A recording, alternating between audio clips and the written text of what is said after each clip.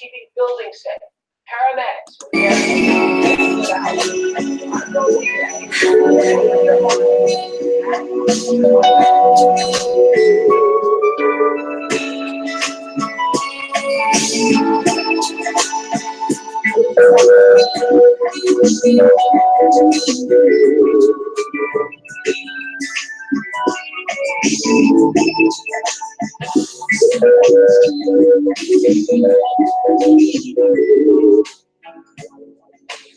You don't belong to me anymore, it seems. I'm all alone in my dreams. I just feel so weak. No one knows the pain I see when I'm all alone. Now that you're gone, my world is cold, my friends are gone. Without you here, my joy seems cruel. When you left, you took part of me. What can I do? Tell me, baby, it's you that I need. Baby, it's you that I need. I'm lonely, yes. It's you that I need. Come on, back and back.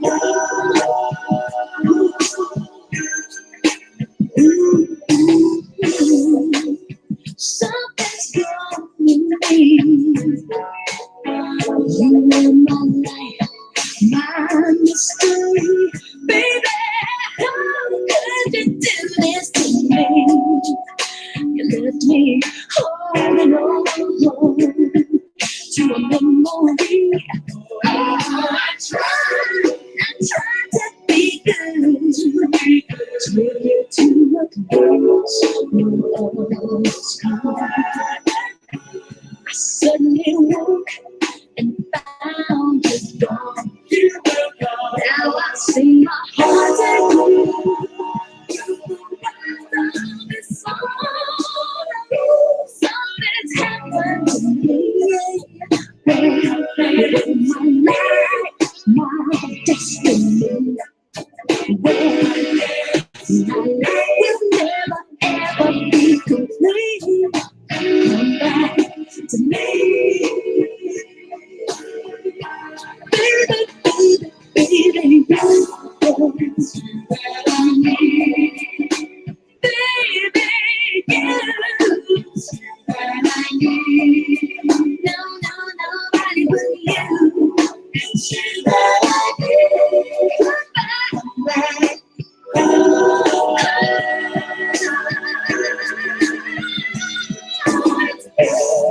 It's you that I need. It's you that I need. Come on back, babe. It's you that I need. Come back.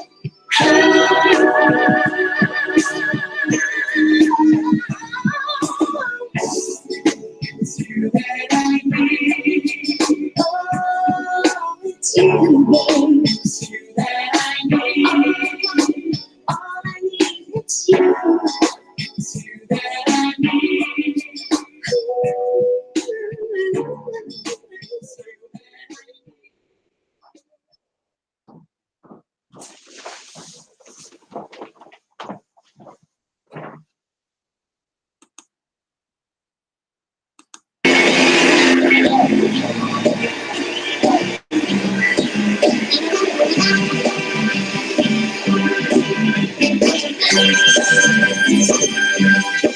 I'm coming to you, wanna touch hold. Good love, gotta touch hold.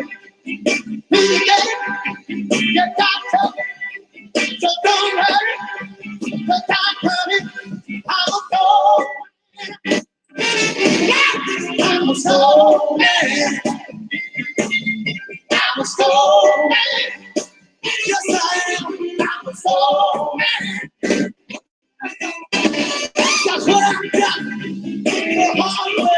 I make it better each and every day.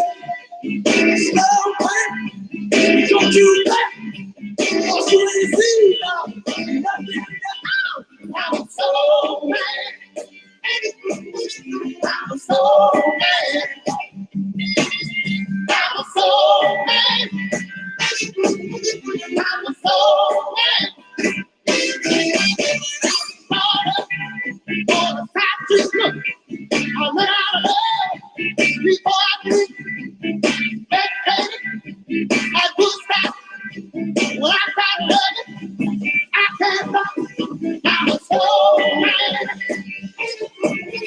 I was so mad. Yes, I am. I was so mad. I was so mad. Ooh, I'll pull you in. Oh, now and be a only boy. Yeah, yeah, yeah.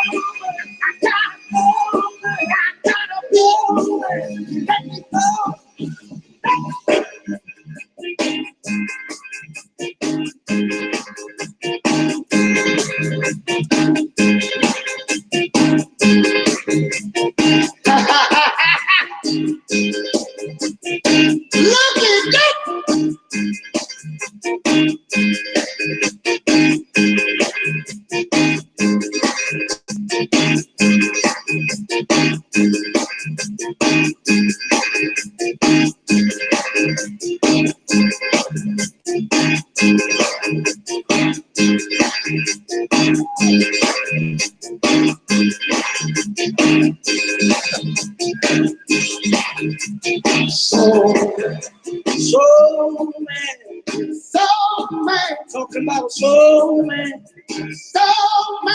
Don't you need a soul man? Soul man. Got to have a soul man. I'm a soul man. Don't you want a soul man? Yes. I'm a soul man. Got to be a soul man. I gotta be a soul man. I wanna be soul man. So baby, so baby, go baby, go baby,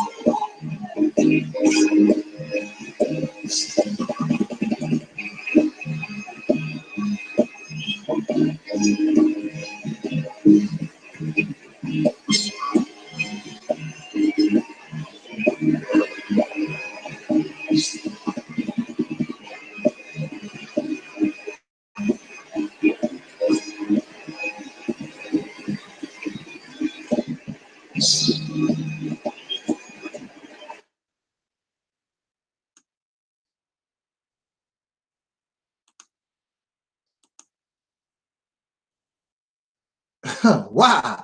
I'm a soul man. I'm a soul man. You know something? I do not know why this thing would not let me share the video. It was funny watching Sam and Dave do their thing. You ought to see the Caucasian people in the audience. They all offbeat. I'm a soul man. The Caucasian people are all offbeat. Oh man. Soul man. That's what we are. Oh yeah, no doubt about it. We are. I'm a soul man looking like a black Muslim today. But you can be a black Muslim You could be a Hebrew Israelite or more. You can be committed, but you can still have soul. And I am your brother, Angel Snub Number 7. Of course, this is the Reality's Temple on Earth Internet Ministry, and I am live. Let me set this up like y'all know. Yeah, let me set this up. And I am live. Mims is in the house. Welcome to my home, Mims. I first want to get started properly. Let me do my little thing real quick, giving honor to those who came before us. In the name of our ancestors, peace forever and always, and welcome to another edition of what I call the Reality's Temple on Earth Internet Ministry. I am the gatekeeper or the host of this program. Wherever you may find me on social media, I am known as the mighty Angel Snub Number 7, and I am your soul brother, number 1. With that said, before I continue, I would like to give a moment of silence for the latest tragedy in our soul community, the loss of our young brother, 20-some years old. I believe it was in Sacramento, California. Just lost his life due to a mistake by the police, as usual. Our young brother, Stephen Clark.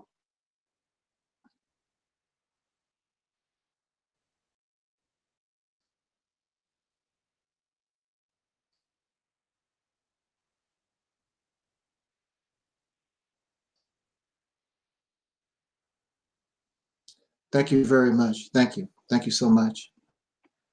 And we will definitely miss your being among us, Brother Stefan. And surely you was an asset to us.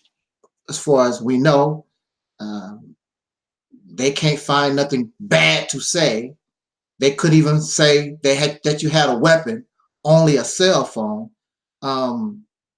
For me, these things that continue over and over again, it gets to the point where you can't even shed tears because it's like it's expected. It's a way of life. This is the norm. And I want to speak to us today because if this is the norm, if this is the norm, you don't want to change this. Certainly, we have a sincere problem. I want to offer us, we always talking about solutions. Well, I want to offer a solution. And I want to offer this solution, this message to our brother, known as the Honorable Minister Louis Farrakhan, the Nation of Islam, the incredible and powerful Fruit of Islam, and of course, the MGT.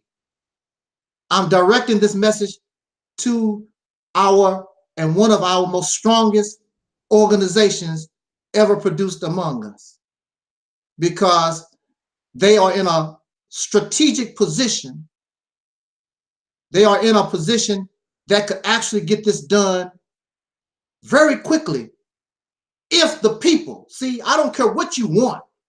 If the people don't want it, just like drugs, you can't sell people cocaine unless they want it. You can't sell people marijuana unless they want it. They must want freedom, justice, and equality, the liberation from an oppressor. If they do not want it, there's nothing I can say, there's nothing the Honorable Minister Louis Farrakhan can say, or anyone that can say that can change that reality. You can speak to your black and blue or green or polka dot or whatever in the face. That's not going to change that reality. But hopefully, I hope that we want better. If not for ourselves, the babies that we claim that we love, the children that we bear, and we want a better future for them. So we want to try to leave things a little better for them than it was for us, like those who came before us. The reason why I can speak the way I speak and do what I do and have the privileges that I have is because of those who came before me. So as an adult, I feel it is my responsibility to do whatever I can to make that journey easier for those who come after me. Hopefully, maybe it won't be so hard and difficult like the walk that I had to take. So again, I want to send this message to the soul community, to this soul nation, but specifically to the Nation of Islam, our brother, Minister Louis Farrakhan, and those who support and follow his leadership. Now, I want you, for those who are listening and those who will listen later, please do me a favor because this is very, very important. I need your feedback. I want to hear your voice, even if it's just to say, right on. Even if it's just to say, Negro, you is out of your dang mind. You is crazy. Whatever your opinion, I want to hear it. Write it down. Put it in the comments. Put it in the chat room. Let me hear your voice. And then, especially if you agree with this message, you got to get this message out to our people, because this is a reality. This is not some feel-good stuff that I want to present to us. It can make you feel good, but not only is it plausible, but it is possible, again, if we want it. Bear with me, y'all. I dressed a little sharp for you, for the minister, for those who follow the minister, for my soul people today, because you deserve it. You deserve somebody clean cut and respectable and somebody that dress up just for you. You deserve it. Some of us act crazy sometimes, but you know, you deserve it. You've done nothing to deserve the hell that we've been going through, going on for the last 500 years. I want to take my time. Bear with me now. If you can't really listen to me, just cut the video off right now. Go somewhere else, because I might take a little time here. I want to present this to us. We always talking about the solutions, answers. Well, I'm going to present this. And I truly feel it can work. There's no reason why it can't work. I want to talk to Brother Minister Louis Farrakhan, the Honorable Brother Minister Louis Farrakhan. I want to say this. Do we really want, as the Honorable Elijah Muhammad taught, do we really want freedom, justice, and equality? Because if you truly want freedom, justice, and equality, there's a price to be paid. There is a sacrifice. There is suffering. There is no really running around in a suit looking pretty when you're fighting for freedom, justice, and equality. In fact, the ultimate price, of course, as you know, could be your very life. Are we ready? Are we willing? And do we truly want freedom, justice, and equality? Do you know what equality is? Equality is, I have one bow tie. You have one bow tie. We are equal. If I have two bow ties, now it's unequal. Do you truly want, and I don't care who you are, I don't care if you're the president, I don't care if you're a minister, I don't care who you are. Equality means the president, the minister, or whoever big shot title you think that you have one bow tie just like I do. Your house is no bigger than my house. Are you sure you want freedom, justice, and equality? Everybody the same? Are you sure you want that? Because there are many of us even in our small capacity, we sort of like being a little better than somebody else. And you know why, sir? Because I work harder, so I deserve more. I'm smarter, so I deserve more. I'm bigger, I deserve more. Many of us have that type of mentality. So you do not want freedom, justice, and equality. And those under you, you want them to praise you and you want them to serve you. That's not freedom, justice, and equality. When somebody else is serving you, when we should be serving each other. So if I have one bow tie and you don't have nothing, then I'm obligated, and as you being my brother or sister, I want to make sure that you have a bow tie too. See, many of us don't want freedom, justice, and equality. We're not real. And many of you are experts on hypocrisy, and that's being very hypocritical.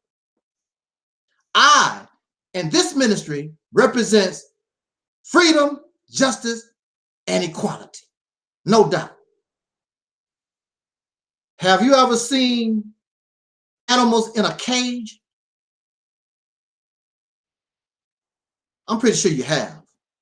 Many of you have had aquariums and you have the little fish running around and it's time to clean the tank and all the fish trying to run, or you're trying to clean a pen with a lot of animals in it and all the animals take off trying to run because they don't want to leave their home. You only want to clean the pen or the aquarium. And then the fish, they huddle in a corner somewhere trying to get away. That's their safe haven. That's a place where they think they can find relief from what is going on. The so-called Negro, the African Americaners, whatever you want to call ourselves today, we have been in this nation going on 500 years. And our extreme problem being in this cage is that we've no safe haven. Even the slave, it was possible back in the day, they tried to find a safe haven. The Underground Railroad, they would get on a train or a stagecoach, however, go up under whatever they done in order to find a safe place they could go to. However, in modern times, we have no safe haven. So we are easy victims for those who come to clean the cage. You understand? We need a safe haven. So if we are being murdered in California, if we're being lynched in Tennessee, is there any place that we can go where we can feel safe? Right now, there is no place. It's a possibility that no matter where a dark-skinned person goes in this nation, there's a big possibility, and the percentage is high, that we could end up, especially if you are a young, dark-skinned, young soul brother like Stephon Clark. The odds are against you that you might end up being a victim of police racism, or let us not forget, you could be murdered by your own people, those of whom they say are your own people. We are not a people, because if we were a people, there would be a certain amount of love. And people, we don't run around murdering each other because of that love, because when I see you, I see myself. So why would I pull a trigger on myself? That's like committing suicide. But since I don't see you as myself, and that other face that I see has no value to me, it's easy for me to take up a gun or a knife or something of destruction, some weapon of mass destruction, and murder my own. So yes, I must also add that not only do we suffer from being murdered by outside forces, but we have to worry about being murdered by our own. And there's no place we can go to hide. There's no safe haven. We want to talk about the creation of a safe haven. We want to talk about in that creation of that safe haven. Oh, wow. I am so, I am very tired, but also at the same time, I'm happy because I know the possibility. I also have some personal good news in my, my journey to continue to meet my soul sister, Terry Ellis. I can't talk about that right now, but I feel I'm hyped up. I'm hyped up about this conversation. So please give me your feedback. And if you feel worthy or this is something that we could do, then we need to get on the ball and share it. It makes no difference where it comes from. And see, if you are a believer in God, you should know that if it's viable, it must be something that comes from God. You can't be tripping off the vessel that it comes from. If you don't like me, you don't like me, and so you're going to deny your own salvation because you don't like me. That's crazy. You should want to be part of anything and listen to anyone that sounds like they have some type of damn sense that can get us out of this situation once and for all. Aren't you tired of this crap? It's been going on 500 years. How many lifetimes is that? How many times have our ancestors prayed for the end of this madness, this insanity?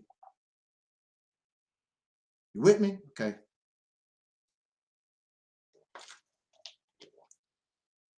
I want to talk to the Honorable Minister Louis Farrakhan, the mighty FOI. Y'all mighty just like me. Mighty Angel Snuffing Up 7, the mighty FOI, and our soul sisters, the MGT. I want to give you just a brief history of myself. Well, you don't need to give a brief history of yourself. All those videos you talk about Farrakhan, negative videos. So you say, or you think. I'll talk about that in just a second. I joined the Nation of Islam in 1981, probably around July or August, in New York City. I forgot actually which borough it was.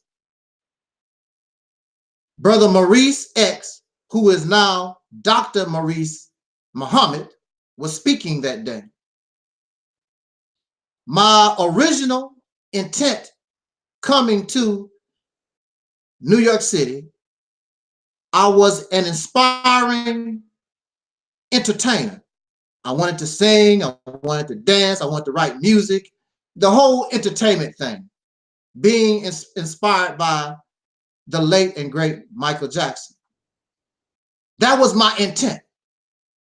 But as many of you know from watching these videos and learning about me, I was introduced to the teachings of the Most Honorable Elijah Muhammad at a very young age. Exactly how young I was, I don't remember, I don't know. But I always wanted to be part of the Nation of Islam. So I listened to Brother Maurice X. And as always, the ministers of the Honorable Elijah Muhammad are dynamic speakers, very articulate, set that emotion up inside of you. And it rekindled my love for the teachings of the Honorable Elijah Muhammad. And so I decided within the time that Brother Maurice was speaking, I decided that it was more important being 18 years old, it was more important for me to be a fighter in the struggle for liberation than it was to sing and dance and buck shuffle and all that kind of stuff. I already know what that's about. And when Dr. Maurice Muhammad asked the people who wanted to join and help the Honorable Minister Louis Farrakhan, of whom I did not even know who he was at the time, help him rebuild the teachings of the Honorable Elijah Muhammad,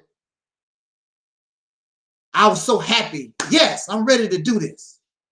I was told that Professor Griff was also a follower of the teachings of Elijah Muhammad under Minister Farrakhan in the same temple that I joined. I don't remember Professor Griff.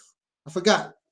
You know, so many brothers. I don't know if I had. I'm pretty sure I had to know Professor Griff. I don't really remember, because my time in New York City was going to be short, and that's sad. I'm going to talk about that real quick. When I was growing up in the Nation of Islam, during that time, being 18 years old, I must tell the truth. And I give people credit where credit is due. It makes no difference about whether I like you or don't like you or whatever. If that's what you accomplished, if that's what whatever you did of right, I will give you your credit. Whatever you did of wrong, I'm going to tell you the same thing. I'm an equal opportunity person like that. Right or wrong, I'm going to give you your credit. But during the 80s now, let me tell you, being 18 years old, having no real example of manhood around me, when I joined the Nation of Islam was one of the best things, and I don't regret nothing. Because at that time, Minister Louis Farrakhan was one of the strongest voices out there. One of the best examples of manhood, and I know countless people, if you be truthful, you will agree with me. The way he spoke truth to power and was not afraid. Oh man. I was a young man. We had a meeting at the Armory, I believe, in New York City. It was the Armory. And you had the Jewish Defense League or the Anti-Defamation League, whatever them jive time Jews was, whatever. They on the side of the street talking about, who do we want? Farrakhan. How do you want him? We want him dead. Don't come to our side of the street if you know what's best for you, son. Because I know I was getting ready to rip him another butthole. That's just bottom line. Nobody have time for playing. You can holler and scream all you want to on that side of the street. It was Minister Farrakhan and Brother Akbar and the brothers of the FOI that was an example for me, being strong and fearless as they are, that make me who I am today. Watching them stand, watching them take care of business. Nobody takes care of business like the FOI. I haven't seen it. I was a part of the FOI. I know what the FOI is capable of and what the FOI can do, including y'all beautiful sisters. Woo, the MGT. Man, an unstoppable force. Can't do nothing with us. I was so fired up when I first joined the Nation of Islam. The only thing I wanted to do was spread these teachings. I know how Brother Malcolm felt when he first learned and when he first got an opportunity to spread the teachings. He was fired up, didn't want to think, nothing else was on my mind. I didn't want to hear nothing.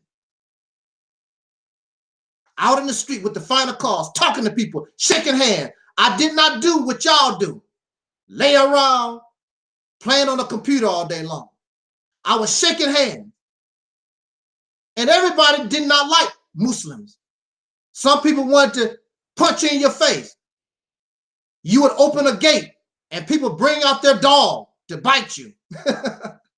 That was funny. It was people in my neighborhood that knew me all their life. But when I became a Muslim and wanted to talk to them about Islam, they would bring the dog out. Don't come in my yard. It's funny. My ultimate goal in my mind at that time, I already made my mind up.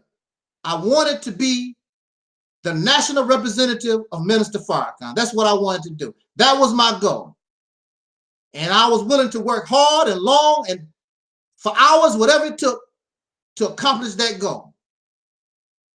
Unfortunately, destiny has other plans. As I continue my journey in the Nation of Islam, as I began to mature,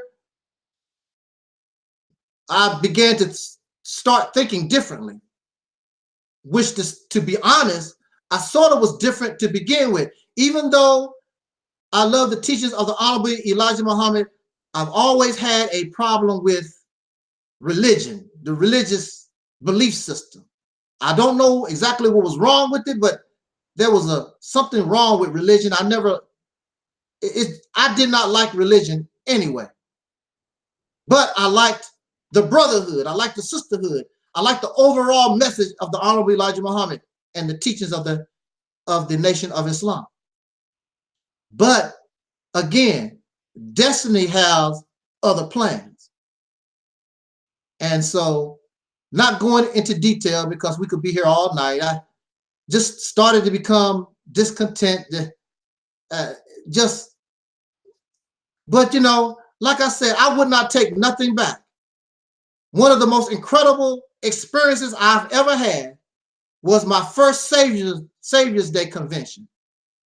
And all the brothers in their uniforms and the sisters dressed in they're all white, and brothers and sisters from all over the country.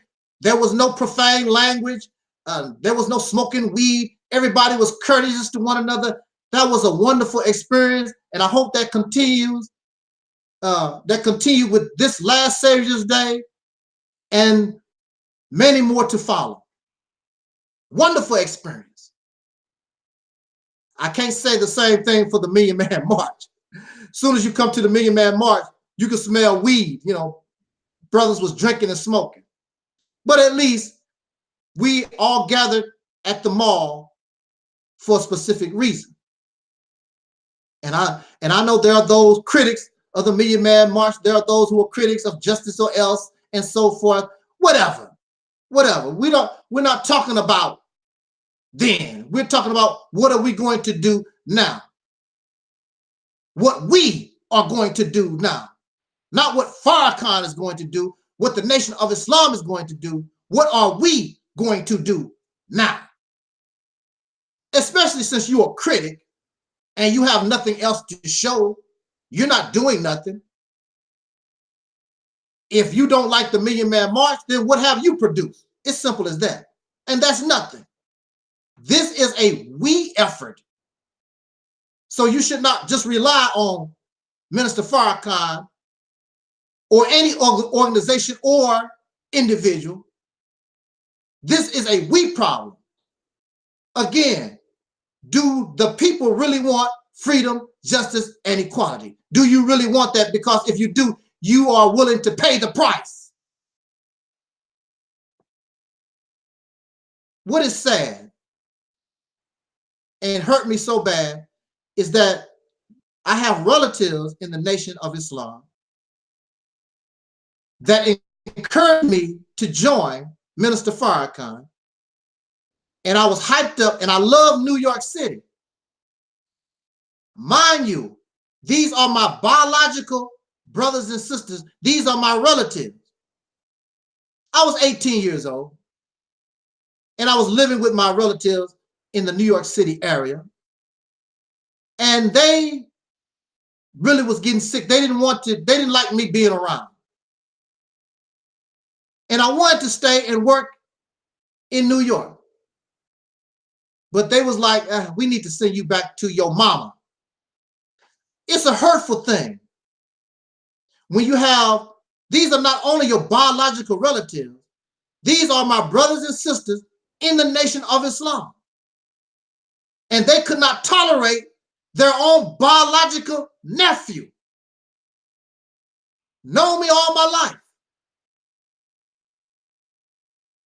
They told me, or they pointed me towards the homeless shelter. These are my brothers and sisters, my biological relatives, and they pointed me to the homeless shelter. I could not stay with them.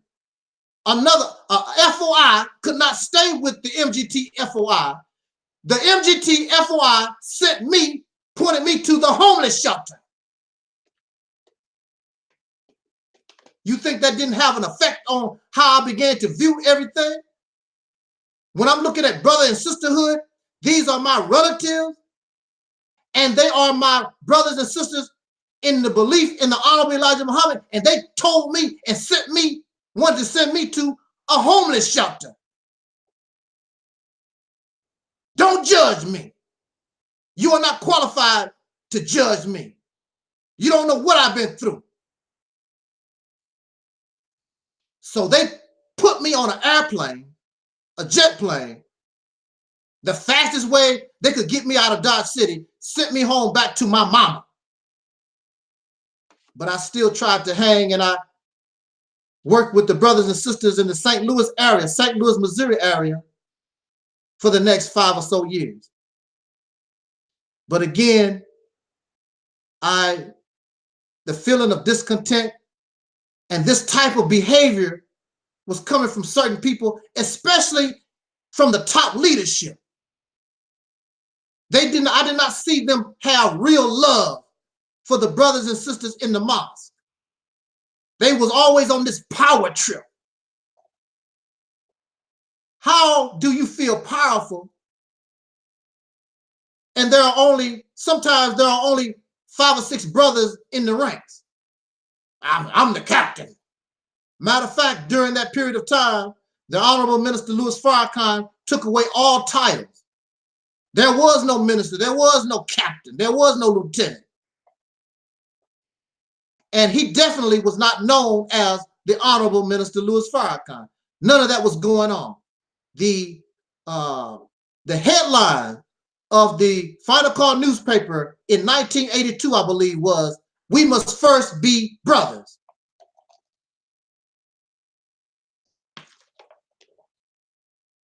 You are in no position to judge me. So, as time went on, I just couldn't do it no more. And I was always insubordinate. The Honorable Elijah Muhammad gave the Fruit of Islam a book called The Meaning of FOI. And in the meaning of FOI, the Honorable Elijah Muhammad taught me, not Minister Farrakhan, not Malcolm, not no minister. Elijah Muhammad taught me, as a fruit of Islam, I am not a robot. I can think for myself. So why do you have a problem when I think for myself? Answer me this. The Honorable Elijah Muhammad said that you have the right to question his teaching, and when I question the teaching, why do you have a problem? Brother, you turning into a hypocrite? You turning into a disbeliever? What is your problem? I am doing what I was taught. I'm not a damn robot, and I can question the teaching. And if I find something wrong, then it's not me that has the problem. Those who represent the teachings have the problem. I have that right by the man who set the teachings up. So I always was asking questions. I was always, you could have called me insubordinate brother X. I was always insubordinate. But I never was charged. I never was thrown out the temple, kicked out the mosque because I was insubordinate, simply because they saw I was a hard worker. And I guess that saved me, because I was doing the work 24 hours a day. But I asked questions, and sometimes I would tell a brother, I'm not going to do that. I don't feel comfortable with it. I don't think it's in line with the teachers. I'm not doing it. Brother, that's insubordination. I don't care what it is. Here, you can have the bow tie. I'm out of here. So eventually, I left the nation. It was difficult. It was hard. I didn't really want to. And I tried to hang on and off for a few years. And I believe that I finally just cut ties with the Nation of Islam sometime in 1990. So from 1981 to 1990, I was there. So I became like the prodigal son, because in my heart, this is what I wanted to be part of. And you chastise Malcolm for wanting to be part or go back to the nation. That's all he knew. That's all he knew for 12 years. Of course he wanted to go back home. That's all he knew. That's what made him what he was. That's a part of his life. Of course he wanted to come back home. And I wanted to, but I knew I just couldn't do that no more. Then I would be a hypocrite, pretending to be something that I am not. I no longer believe that type of way anymore. At all, period. Not some parts or a little bit of this. I just did not, it just wasn't attractive to me no more. So why be apart? So you have brothers, I'm still your brother, but then you have brothers who don't really believe in brotherhood. You just want to come and be around the brotherhood. They want to try to force you to put on a bow tie again. I said, no, it's not me, man. Why would you want somebody who is telling you, I don't believe that, to be in your ranks? Well, they did it with Wallace. Wallace told, it was very clear, Wallace told everybody, I do not believe in my father's teaching. And they made him the leader. I don't understand your thinking. And then you actually believe you was going to thrive by putting somebody in leadership that did not believe the teachings. What's wrong? Come on. That don't make no sense. So I was wondering, going back and forth and everything. Went to church, which I went to church, and Christian brothers and sisters actually treated me better in the church than they did in the mosque. I never really was able to speak in the temple for whatever reason. I don't know why. I can guess, I can assume, but I really don't know why. But when I went to church, the preacher said, what you want to say, bro? They gave me their rostrum. They gave me their pulpit. Treated me like I was royalty. Every church I went to. I'm pretty sure the Nation of Islam saw value in me, but not like the church. They treated me like royalty, like I was some kind of king. That's a shame, because that which you love don't see your real value. And these other persons that's outside, they always wanted me, brother, you need to be a Christian. Brother, you need to be a Hebrew Israelite. Brother, you need to be a Jehovah's Witness. Everywhere I went, they wanted me, except the place where I really wanted to be. Didn't really see my value. But see, I don't believe that. And I told the preachers and I told the ministers that I met, I was even approached by some brothers and sisters that was in the nation, came to me, why don't you start your own Nation of Islam? You would be in competition with Minister Farrakhan, so what? Well, I didn't like that. And why should I start something that I don't believe that, really, you know? I don't believe that. So I'm wondering, excuse me, I was playing with this thing here. I'm wondering, and I'm trying to find something to do, because for years and years and years, the Nation of Islam was my life. All right. So I'm trying to get back, and there are videos that I make, and I'm very sure there are some of you who know my face and know who I am. The Nation of Islam know who I am. Minister Farrakhan might not remember, but his his international representative, Brother Akbar Muhammad, who was Larry X at the time.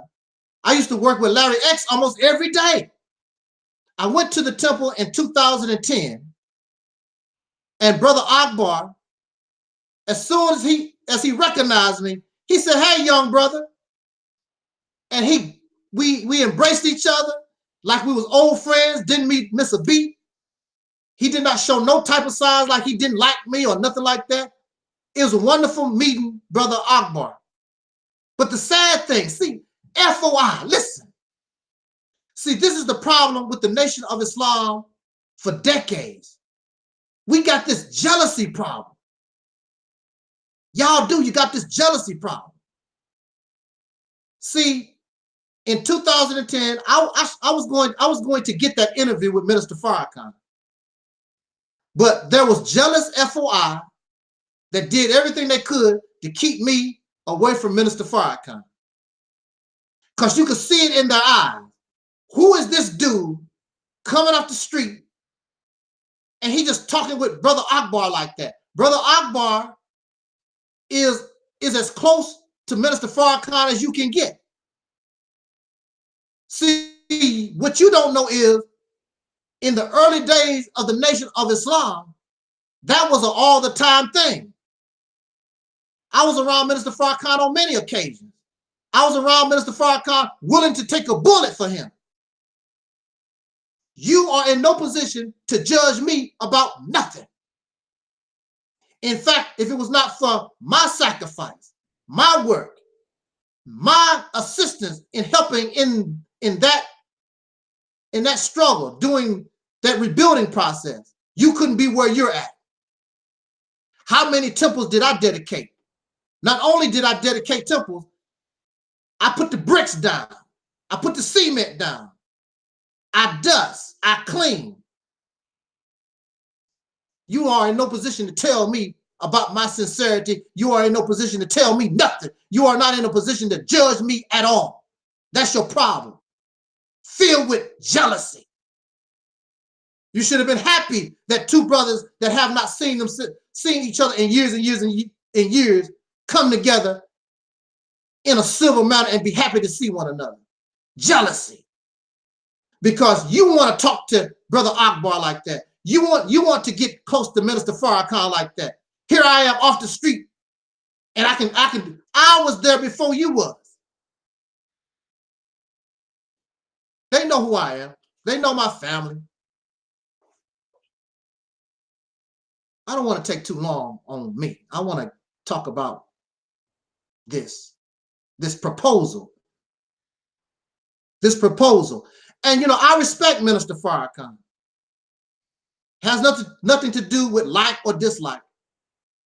I respect him because he's my elder. I respect him for the good things that he has done throughout the years. In fact, if it was not for Minister Farrakhan, the chance of me talking and speaking to you today probably would not even happen. And that's just the reality of it. And I represent the Realityist Temple. I have to tell that truth whether I like it or not, which I don't. It's cool with me.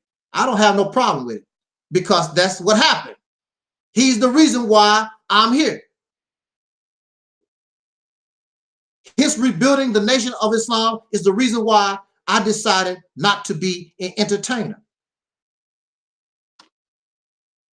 There are very few people that I actually wanted to meet. Very few. I did want to meet the late and great Michael Jackson. I did. I'm not a fan. I'm not fanatical. I just would like to have met and spoken with Michael, shook his hand, and told him how I admire his music and how he influenced my music that I was trying to do. No more, no less. It has nothing to do with being fanatical. And just recently, I wanted to meet my soul sister, Terry Ellis. And then, to be truthful, I did want to really get close to and speak with Minister Farrakhan, of which I was able to do on several occasions. So I'm wandering in the wilderness, and I decide to try to return to entertainment which I really did not like. I liked it, but I really didn't care for that, really. And in my dealings with certain idiots trying to do that, I end making bad decisions, being hard-headed, being stupid. I ended up being incarcerated. And that incarceration caused a great change. Some people say for the worse. I say for the better. Because that incarceration, many people, when they become incarcerated, they turn to God. The exact opposite happened to me. I turned away. Well, I always question religion, but I actually turned all the way away from God, spirituality, and all that. My mind became liberated. All the things that I thought I knew, I cast them away and started all over from scratch. And there was only one God I was interested in, and that was who I am, me. All these other spirits and gods don't mean nothing to me. I cried out when I was incarcerated. I cried out for Allah. I cried out for Jesus. I cried out for Buddha. I cried out for the devil. Look, Mr. Devil, if you can get me out of here, I will worship the devil. I want out of here. The devil did not show up, unless the devil is the white man, y'all. The devil didn't show up. Allah didn't show up. Jesus didn't show up. I wrote every black organization, including the Nation of Islam, all the black lawyers, the Urban League, the NAACP. I wrote everybody trying to get help. Nobody helped me. No God, no people, no nothing. So I am on my own. You cannot judge me because you didn't help me. When I was locked up, you didn't come to my aid.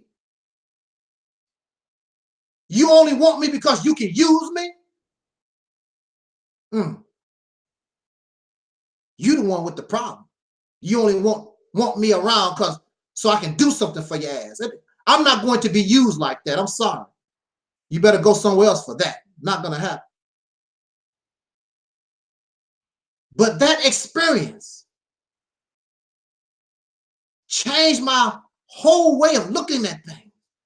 And when you are in a situation that we find ourselves in, the descendants of slaves born in America, having dark skin, the people that I call soul, you're going to need a different view, a different way of looking at things, because clearly what we've been doing, even though some of it may have been successful, what we have been doing in the past clearly is not working. We have to try something different. And then you try to do it for a little while. If it's not working, you got to back up and try something different. The way we do the same things over, marches and protests, voting, education, money, all this stuff that y'all doing over and over again, and you're still in the same condition. And you wonder why. When you are in the same condition, doing the same thing over and over again, they call that, and you think that, and you're expecting a different resolve, that is called insanity. When I was locked up and I was fighting these crackers trying to hold me for the rest of my life, they became my real enemies. These people, because I would not submit to them, they wanted me dead or locked up the rest of my life. And they told me, without their help, I would be locked up the rest of my life. What I am trying to do is impossible. Nobody has been released without their approval in over 100 years. 100 years. Nobody has been released. Well, like they said in religion, well, I'm speaking to you right now. And the devil thought that he had me.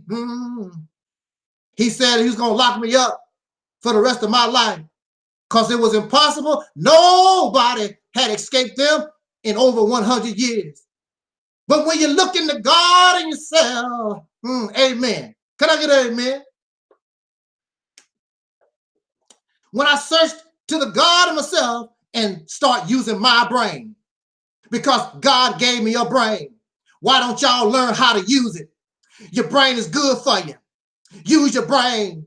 Stop reading all these damn books because the books is limited in information according to somebody else's brain. Learn how to use your own brain. I use my own brain, y'all.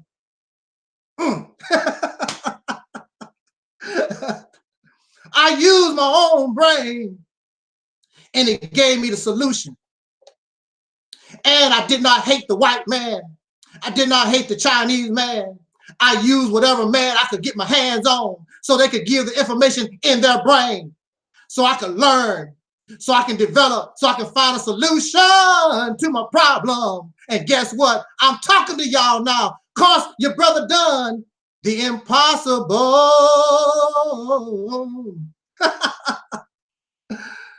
I've done the impossible on an individual level. I've done the impossible. Nobody ain't done that in 100 years. Well, family, the winning streak is over. The 100-year drought is over. Let the rain fall because I'm bringing in the thunder. Woo, don't you love it?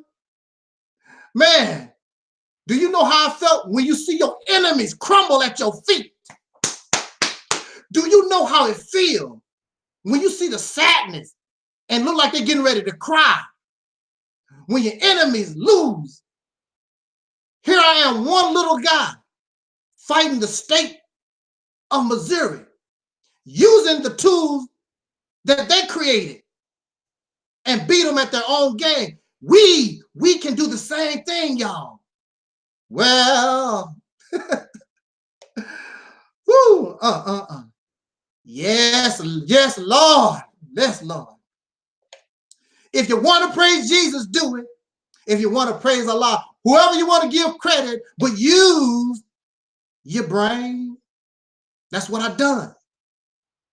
That's what it's going to take. Use your brain. Your brain is flexible.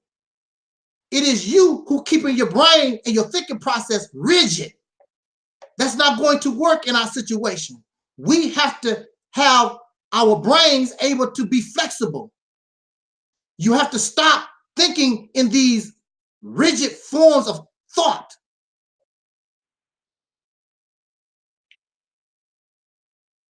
They say in the chat room, I think our positive voice is capable of generating waves of healing and balance. Yes. Yes. Hey, Veronica, how you doing? Welcome to church. I'm taking my time today. Got my little water here. And that's enough about me. I just wanted to give you a little background on myself, because really it's a long story. I try to make it short as possible, but I just want folks to know you can't judge me. You don't know what I've been through. And you don't know, since you did not create me, you did not make me, but God did. You don't know what you don't know what plans God had for me at all. You're in no position to judge me at all.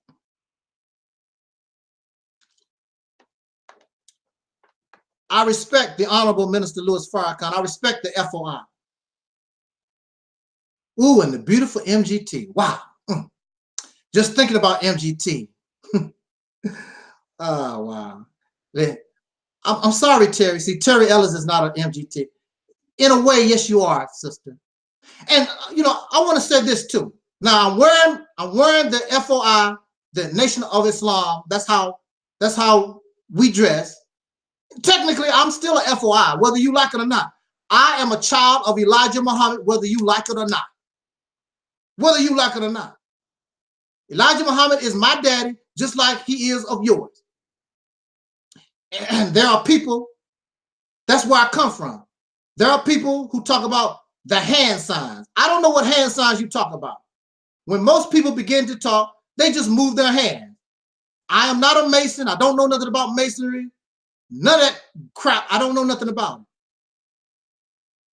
I was taught in the Nation of Islam that this bow tie represents wings. See, it's like the shape of a wing. If it was big, put it on your back, it'd be like wings. Because we are angels to our people. I'm an angel. This is Angel Snup Nup 7 channel. I am Angel Snup Nup 7. I am an angel. So all that masonry stuff, the signs with the hands, I was gonna make a sign with my hand, but that'll be sort of profane. And let me and you tell me what Mason that sign represents. Oh man. Oh. Is God in the house? I think God is, but it's not the type of God y'all thinking about. And even so, God gave us a brain.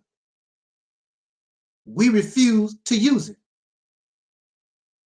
We want to listen to other people. If you listen to other people all the time, there's nothing wrong with listening to other people. But when you begin to depend on them to think for you and you don't want to use your brain, you are doing your own self a disservice because you might have the answer. You look into somebody else for the answer and you had it all the time. Just like the story of Dorothy and the Wizard of Oz. She's going everywhere. I want to see the wizard, the wonderful Wizard of Oz. Da, da, da, da, da, da, da, da. And then come to find out the wizard was just an ordinary person. He didn't have no power. And Dorothy had the power to go home all the time.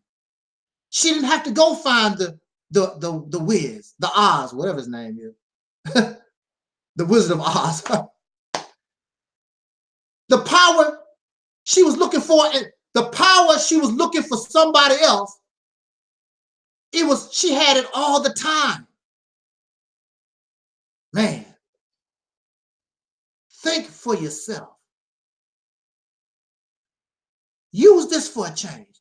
Like my teacher told us when I was a little, put on your thinking cap.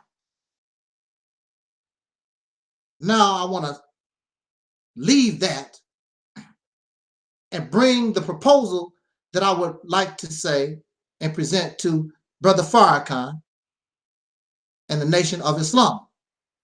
And why do you want to approach the Nation of Islam? Because the Nation of Islam, whether y'all like it or not, is the smartest, the most intelligent, the most organized, the most disciplined, the most influential group that we have in this country at this time. Call me a lie. Minister Farrakhan in 1995 called 1 million men to Washington, D.C., and he got 2 million. Who else since that time has done that? Nobody. Well, you see, yeah, but Farrakhan, it don't make no difference. Who cares about the past? We're talking about the now. If Brother Farrakhan, if you really want to leave something on the map and you will never be forgotten in prosperity, I'm going to offer you a proposal. And if we, not you, not just the Nation of Islam, if we can pull this off, woo, let me tell y'all something. Are y'all ready to go? Are y'all ready to get on the soul train? Choo, choo, choo, choo, choo, choo. Are y'all ready? You ready to get on the soul train? Okay. Let me get a little drink. Here we go. What I want to present to us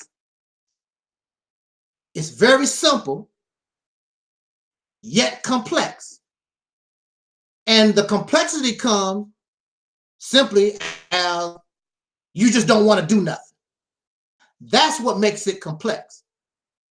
That's what makes it technical, because really it's simple. Minister Farrakhan was talking about in one of his speeches, he was talking about a little boy was teaching him. And he was proud, Minister Farrakhan, you was proud to say that this little boy was teaching you something because he was teaching you something about ants. And this is the reality's temple on earth. My teacher is nature. My teacher is the listening to the subconscious mind. So this little boy was teaching you about ants. I'm gonna give you an example. Ants are one of the most successful life forms on this planet. Ants can be found on every continent except Antarctica. You know why? Because it's too dang cold and the ground too dang hard to be trying to drill through, and you don't have no real resources in Antarctica. But everywhere else, you're going to find some kind of ant. Ants are well-disciplined. Ants are smart. Ants are intelligent. Ants are organized. Ants are unified. That makes them some bad mama jamas. Now look, I was watching one of those nature programs, and this big centipede, okay, this bottle is the centipede. This big centipede was rolling around, and these ants start coming.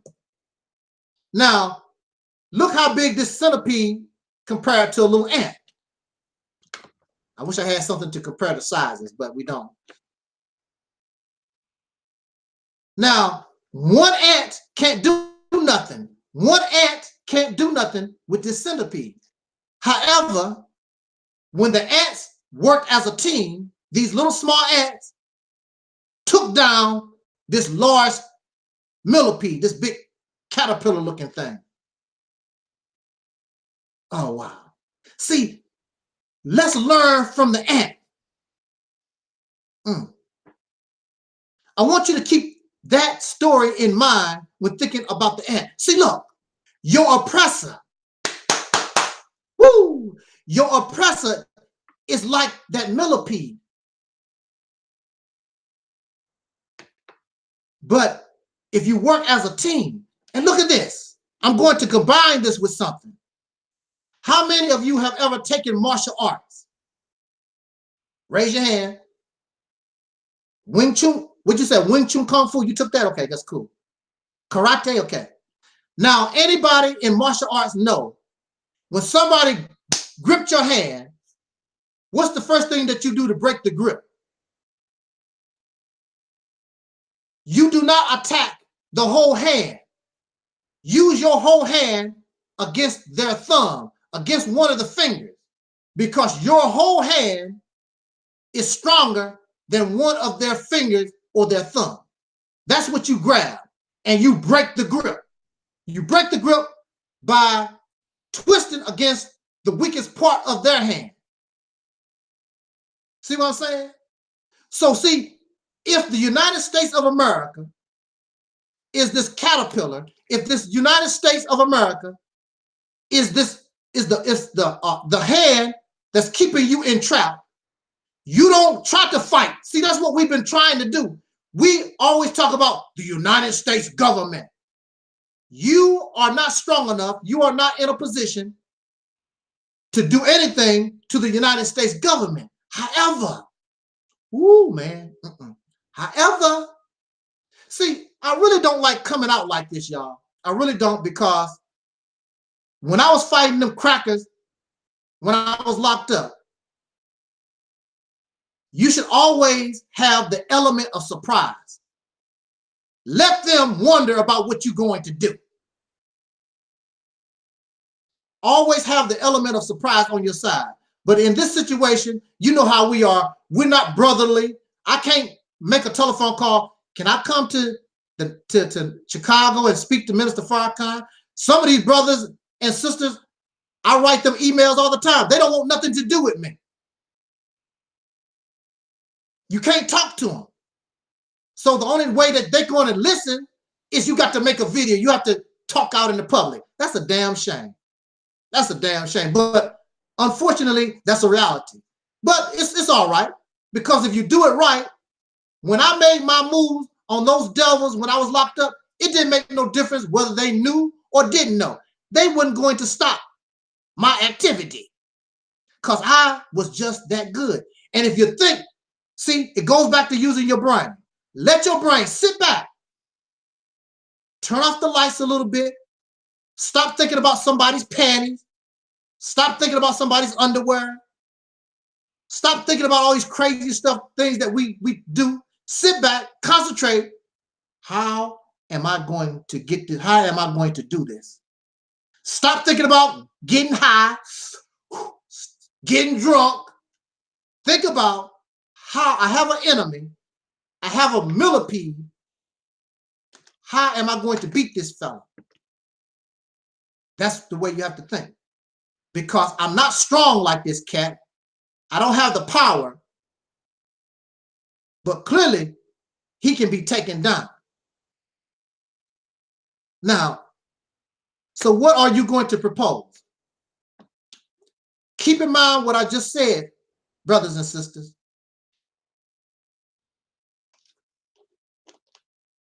Y'all there? Okay. Now, I have not done full research. I'm just going by the way things look. Again, this is simple yet complex. I haven't done the research. That's where the Nation of Islam comes in. Because the Nation of Islam, and many of you, y'all good at research. Y'all good at research. Y'all good at fact finding. So let's get the facts. Let's get this together. Let's see if it really is plausible. Let's see if it really is possible. I think that it is. I don't think it's necessary. It's good to get the facts so we know exactly what we're dealing with. This is a nationwide effort. The nation, it don't take all of us, but a nice percentage. If a nice percentage of us support this activity, woo, man, look. Brother, get to it, man. I'm excited. What you gonna say? Here we go. Look. This is what I propose. I say that it don't necessarily have to be this state. I'm looking at the state of Mississippi. I heard through the grapevine, and I was talking to my assistant minister, and we was talking about the state of Mississippi. It's one of the poorest states in the union. Nobody don't really talk about the state of Mississippi. Now, the reason why I'm looking at the state of Mississippi is because it's supposed to have a very large African-American soul brother and sister population. This is what I propose. Oh, man. This is what I propose. I say that we start a campaign, and you have to look at this as a military operation, because really that's what it is. It's a military operation, but we're not using guns. We're not using tanks. We're not using none of that type of stuff. We're using what is available to us by law under the United States government. You're going to use the laws and the policies that they gave us. All right? This is what we have to do. Since we already have a vast majority of soul brothers and sisters in the state of Mississippi, I propose that we start a campaign where we begin to move to the state of Mississippi. It's already have a large population of brothers and sisters there anyway. I say that all of those who are able, all of us begin to move to the state of Mississippi. Why? Because if you move to the state of Mississippi and all of us are thinking the same kind of way, then your voting power will become power, and you can vote in and put in the government whoever you want, from the local to the state and the small municipalities. You can put into power those people who represent us. And we represent, and we create an agenda for those politicians that we put into power. We support, as a nation, we support anybody who wants to go to the state of Mississippi so that we can take advantage of the voting power. So all over the country, all of our brothers and sisters who are homeless, they can find a home. We get them and support them, let them go to the state of Mississippi and get them residency in the state of Mississippi so they can begin voting. And we can win the governor's house. If you can control you don't have to worry about trying to control the politics of the whole nation. Just control the state of Mississippi. Do you know what can happen for us? Look, do you know what can happen to us, for us, if we control the state of Mississippi? The state of Mississippi is poor.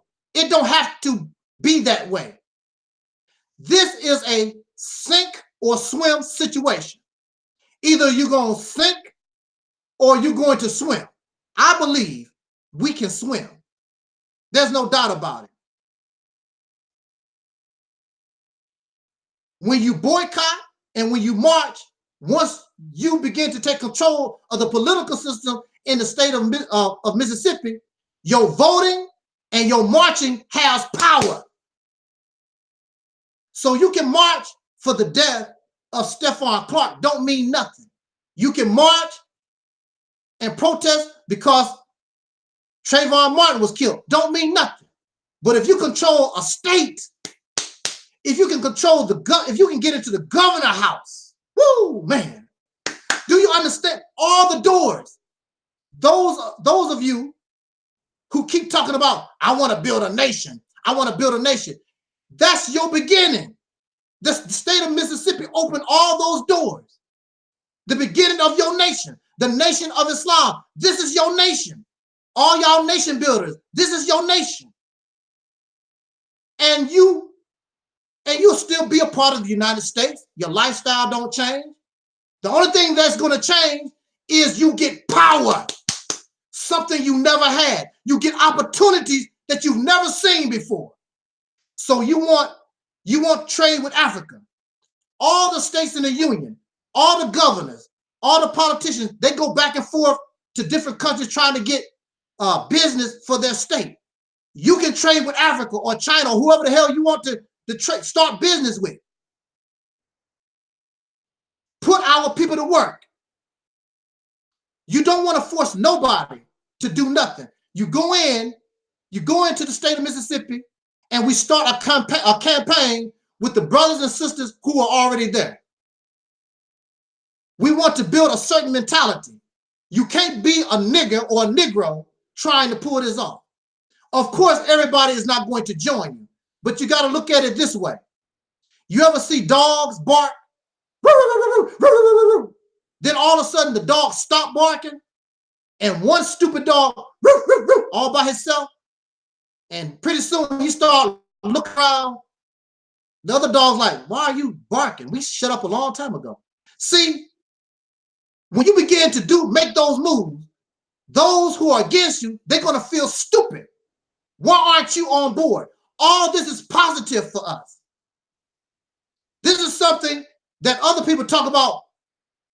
This is what they want us to do. So why would they have a problem? Oh, they're going to have a problem. They're going to have a problem because they don't want us really to do good. But see, the Honorable Elijah Muhammad asked the United States government, you need to give us a few states or whatever. You know, and I know they're not going to give you nothing, so we can take it. Take it like the ants done that millipede. You're not fighting the whole United States. You just want the state of Mississippi. You want to go in and take control of the state of Mississippi. And if you take control of the state of Mississippi, you put yourself in a position to ask the United States government, say, look, you have some of our brothers and sisters in your prison systems. Look, why don't you give them to us and put them on probation, they will never leave the state of Mississippi. We'll make sure of that. And set them free. Give them to us. Give all our political prisoners, give them to us. Matter of fact, we can ask for almost anybody as a state. You can make that request. Whether they do it or not, we don't know. But as a state, give us our drug addicts. Give us our people in these prison systems. Because you're setting up a state of rehabilitation. And that's the mindset that you're creating going into the state of Mississippi. And you're going to put our people to work from the oldest to the youngest. The state of Mississippi should become something, we should create something that we're known for. And I say that we go into the earth, whatever land that is available in the state of Mississippi, we need to take advantage of it and go into the earth and grow our food organically, real organic. I'm not talking about what's classified by the United States government. If we can go into the earth and produce real organic milk, real organic chicken, real organic tomatoes, real organic everything, we can become the state of organic food. There's a big wide market all over the planet for organic, real organic food. That's what we would be known for. And that's where the strength of our business. Not only are we feeding ourselves, but we are creating an economy based on something the world wants, which is organic food. This is a team effort, and it's more and more important for the preachers and the pastors and the ministers, all those in the religious community. You must really go to work and be out in the street so that we can encourage our people to stop drinking, stop drugging, and all these other things that is hindering our progress. And while we work, when you are successful and people see what they build with their own hands, oh, man. See, we need to get up out of the mentality that we're used to. When you are successful, don't mean that you have to live in a multi-million-dollar mansion. All of us, we learn how to live modestly. And the money that we would be throwing away trying to live big shot, we invested in our people. And more of our brothers and sisters can come to Mississippi and help us, and help us create the promised land that Dr. King said we would get there, but he wouldn't be able to get there with us. It's simple, y'all. Just like the ants. Just like the ants. All these doors will open for you if you can take over that state. And if you see yourself successful in that endeavor, it don't stop with Mississippi. Right next door is Alabama. Then right door after that is Georgia.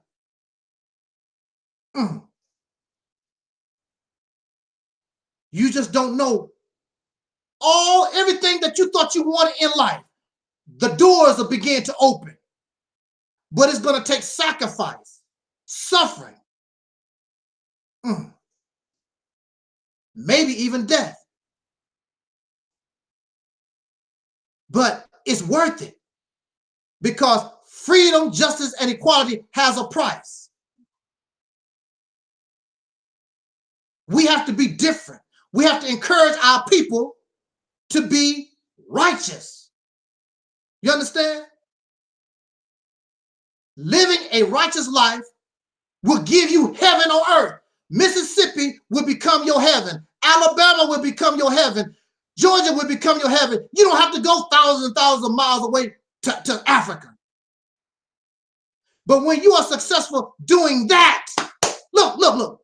If you are successful in doing that, look what you can do for Africa, for those of you who love Africa. everything begins to open up. The heavens begin to open up for us.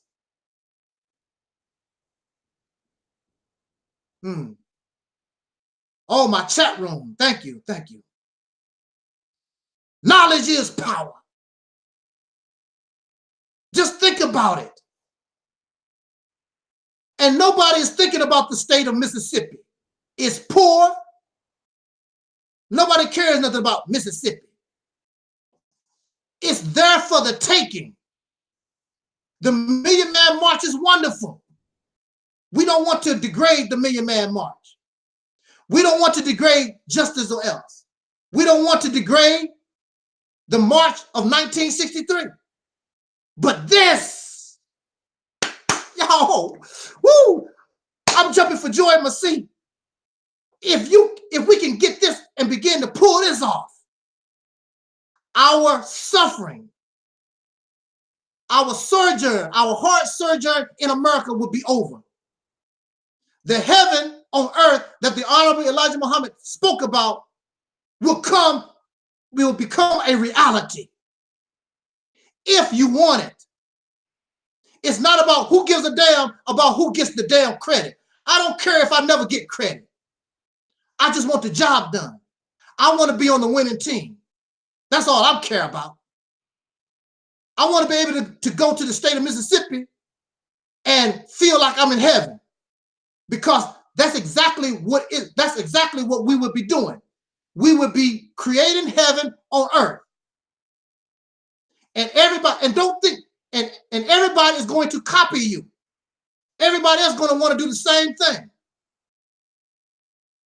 But we want to be able to do it first. We have to do it first. And I believe if we do this right, like I said, there's a lot of things I want to talk about. I can't do it on a video. But if you do it right, I truly believe that our Hollywood community, our music community, our business community, brothers and sisters that would have nothing to do with Black struggle, I believe they would get on board, whether it's directly or indirectly, because they see that you are serious and you really make it move. And we're going to do this with or without you. Working together. A system of checks and balances. I also want to refer you to my video. It's going to be in the description box. Real solution for the problems of Black people in America. So we put these, you put that video by this video side by side. We have to organize. We have to organize, unify as a people. I know you hear it all the time. But see, don't depend on all the people. We have enough. I know that we have enough soldiers. We have enough those with sincere hearts. We can get this job done. And believe me, all the rest will follow. They really don't have too much of a choice because man, you're doing it. Those guys took over a state. Can you imagine Minister Farrakhan being the governor of the state of Mississippi? And see, this is another thing I want to tell y'all before I leave. See, once you control the state of Mississippi and you get a good grip, it don't have to stay Mississippi. We can call the state of Mississippi, we can call it New Africa. I don't care. I just want to be in heaven. Y'all can name it New Africa or whatever. So when these devils tell you, why don't you go back to Africa? I will. I'm going to New Africa.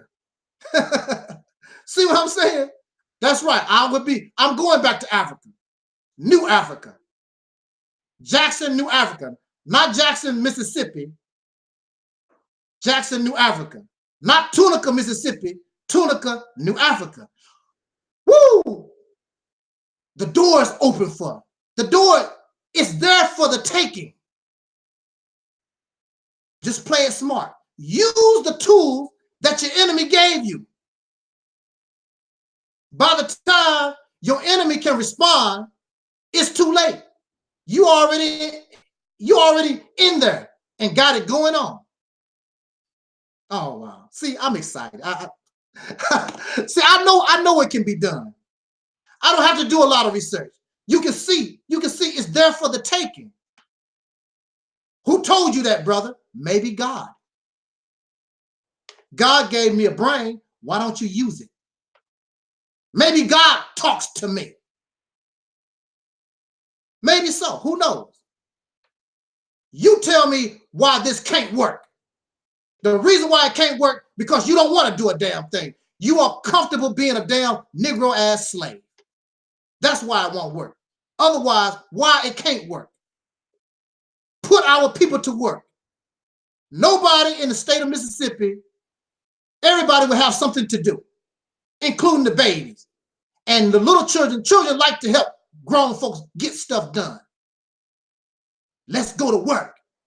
Be the hardest working people on the planet. Why? Because you're creating heaven. Not only are you creating heaven for yourself, you may not know this, but you are actually will be changing the reality of the world. Did you hear what I said? You and I will actually be changing the reality of the world, bringing it from hell to heaven, bringing them from wrong to right. Because you are creating a righteous environment. I thought that's what y'all wanted. Nothing involuntarily. But I can guarantee you, when people see a certain way of life, you can have fun being righteous. You can have fun working real hard. You can live a good life and don't have to be greedy, trying to buy all the houses, trying to buy all the cars. Learn how to love yourself. When you go to the state of Mississippi, when you see a black man, you see God. Can the church say amen? When you see a black man, you see God. When you see a black man, you know he got soul. He's a soul man. He's a soul man. Yes. Woo. I'm excited. I know it can be done. The best people that can get this done and be successful, who can lead the charge, because you are leaders. When I was in the Nation of Islam, I was told I was a leader. You are the leaders. You are the general. Let's go to war, general, and lead the charge. What you want to do? We're getting ready to create heaven on earth. You can take control of the state of Mississippi. That's exactly what you've done. You open the doors. And you know what you also have done? You've done the impossible. You've done the impossible, just like I did. Them Negroes would never get together. They'll never be nothing. You made people alive. You've done the impossible. And all our patriots from the past, from Malcolm to Dr. King, Elijah Muhammad, Denmark Vesey, Paul Robeson, and the list goes on and on. All of them can finally rest in peace and say, wow, they finally made it. Our children finally made it. It's time. Even your books, your holy books say and told you it's time. The only thing holding you back is ourselves. So jot down your comments. Give me some feedback. I would hope that somebody who represents the Nation of Islam or just brothers and sisters, FOI, MGT in general, come speak to your brother and let's talk about this, because I really truly feel that it's not something that makes us feel good. Because when you think about it, it should make you feel good. But it's plausible and it's possible, and it can become a reality quicker than you believe. And finally, before I take my last breath, Brother Farrakhan, before you take your last breath, maybe it's possible before they lay us down for the final time, we can really rest in peace knowing you know, they're going to be all right. And you can feel good about yourself because we had something to do with that. And we would be the greatest generation ever produced by these so-called Negroes. We will always be remembered. We created heaven on earth, and we were able to break this evil and wicked cycle that has been going on for thousands of years. We were able to destroy it once and for all, and it never raised its nasty head again. I love it. I do. I love it. I love it more than I like Terry Ellis. Come on, Terry. Come on now. So I'm out of here, y'all. Let that marinate, and let's speak about it. Let's share this video. Let's get it out here, and let's get to talking on this. If you want to debate for hours and hours and hours, debate on this. Who cares about what Elijah Muhammad did 50 years ago, Malcolm did, and what the Egyptians did 5,000 years ago? Let us debate about how we are going to change reality right now and make it better, if not for us, for our little babies that come after us. It's our responsibility as adults. Or are you the boy that the cracker call us all the time? With that said, y'all, I want to thank everybody in the chat room. I hope that my proposal was worth the wait to hear, and I think that it is. That's right. Those who dwell in the past are doomed to repeat it, says the chat room. That's true. That's why we should stop dwelling in it. Learn from the past, but don't dwell in it, because right now some of us are caught up in that mentality. I don't have time for it. I would like to see us successful, and when I take that final breath, I want to be able to say in my mind, they on their way. They are on their way. So to my chat room, I would like to thank everybody for participating in your comments. And I hope that you would, once the video get posted, I would hope that you would say a little something once the video get posted, because you know how it is. I don't know. I think they're starting to show the comments on these live chats later on too. But anyway, give me some feedback. Let me know what you think. And just like Doc Cornelius always said in Pardon, until next time, y'all, this is your brother, Soul Brother number 1, Angel Snub number 7. And I wish us love, peace, and soul. Till next time, y'all.